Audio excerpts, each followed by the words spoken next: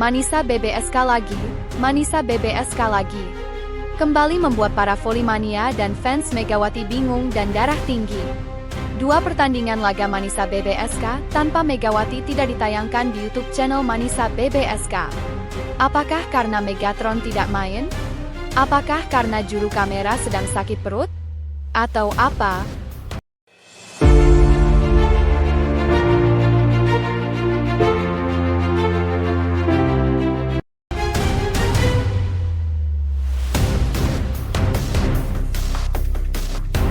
Sejak kepulangan Megawati Hangestri ke Indonesia untuk memperkuat tim Bank Jatim di ajang Live Volley, suasana di Manisa BBSK tetap terasa panas. Absennya sang bintang tak lantas membuat klub ini berdiam diri. Justru, agenda pramusim semakin padat, seolah mereka ingin membuktikan bahwa Manisa bukan hanya soal Megawati, tapi sebuah tim yang solid dari lini depan hingga belakang. Namun, ada yang mengganjal dan membuat banyak penggemar resah.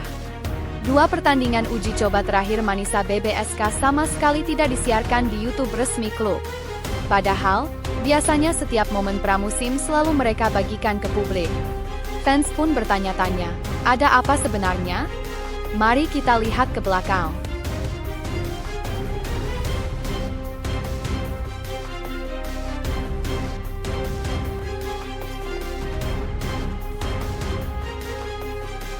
Pertandingan pertama mempertemukan Manisa BBSK dengan Papara Göztepe pada 10 September 2025 malam waktu Indonesia Barat.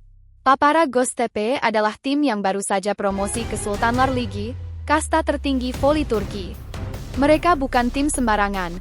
Musim lalu mereka finish sebagai runner-up di Kadinlar 1 Ligi dan langsung tancap gas memperkuat skuad dengan pemain asing berkualitas. Pertandingan ini menjadi ujian serius bagi Manisa.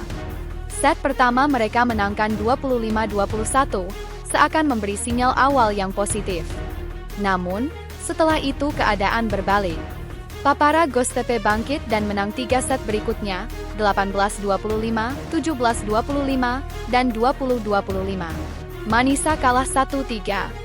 Hasil ini jelas menjadi catatan penting bagi pelatih Gorkem Kazan, karena menghadapi tim promosi seharusnya bisa menjadi tolok ukur kekuatan menjelang musim baru.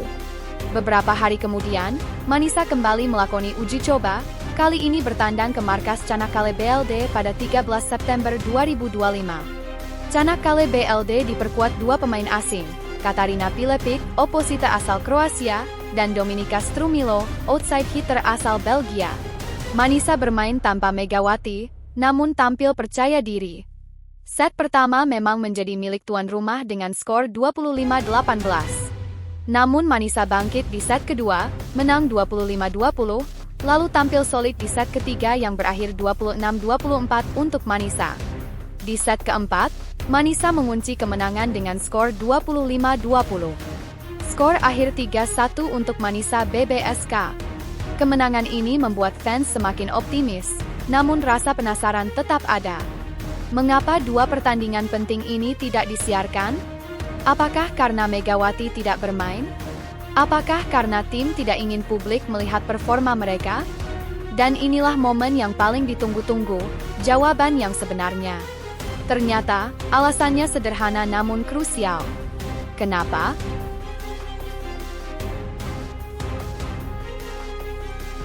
Baik Papara Göztepe maupun Çanakkale BLD menolak adanya perekaman dan siaran langsung.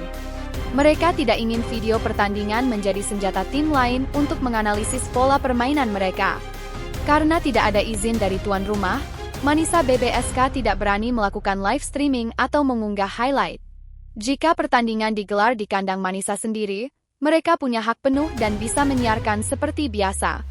Tapi kali ini, mereka hanya bisa patuh pada keputusan tuan rumah. Jadi, bukan karena drama Megawati, bukan pula karena masalah teknis.